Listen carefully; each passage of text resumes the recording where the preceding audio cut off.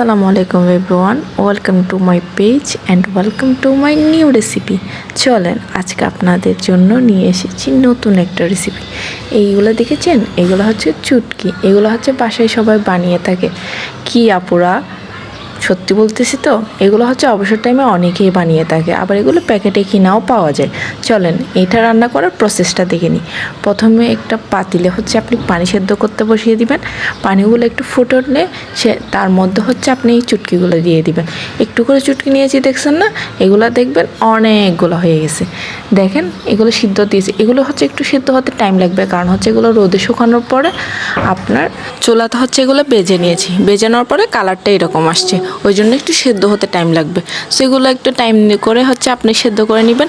সেদ্ধ করার পরে একটা ছাঁকনিতে হচ্ছে ছেঁকে নেবেন, আর ঠান্ডা পানি দিয়ে অবশ্যই ধুবেন, না হলে হচ্ছে এগুলো দলা পেকে যাবে। দেখছেন আমি ঠান্ডা পানি দিয়ে ধুয়ে নিয়েছি, এরকমভাবে ধুয়ে নেবেন। কতগুলো হয়ে গেছে দেখছেন, একটু করে নিয়েছিলাম আর কতগুলাই যে হয়ে গেল সেদ্ধ হওয়ার পরে।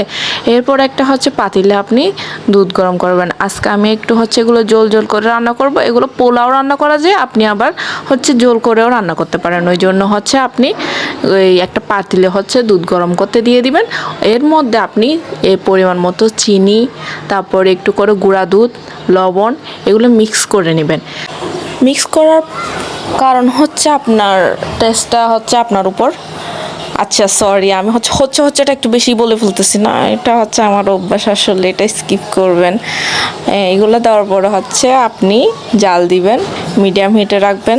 এগুলো বলক আসা পর্যন্ত। যখন বলক চলে আসবে তখন আপনি হচ্ছে নারিকেল কুচি দিয়ে দিতে পারেন পছন্দ মতো, বেশিও দিতে পারেন আবার কমও দিতে পারেন।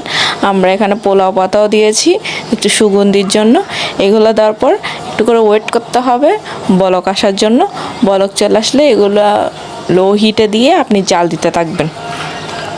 জাল দেওয়া হলে এর মধ্যে যখন আপনি দেখবেন একটু কমে এসেছে, ঝোলগুলো একটু কমে এসেছে, এর মধ্যে আপনি ওই চুটকি যেগুলো সেদ্ধ করে গেছেন ওইগুলো ঢেলে দিবেন।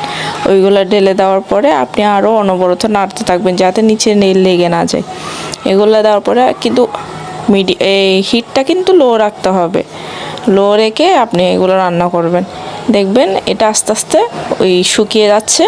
আর একটু আমি হচ্ছে ঝোল ঝোল খাবো, ওই জন্য আমি একটু বেশি রেখেছি। আপনারা চাইলে আরও কমিয়ে নিতে পারেন, কমিয়ে নিলে এটার টেক্সচারটা একটু ভালো আসে।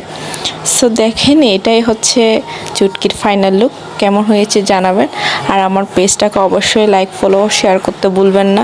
আপনাদের একটা লাইক আর একটা ফলো আর একটা হচ্ছে শেয়ারে আমার কাছে অনেক কিছু, এটা আমার কাছেই বিশেষ কিছু বলতে পারেন।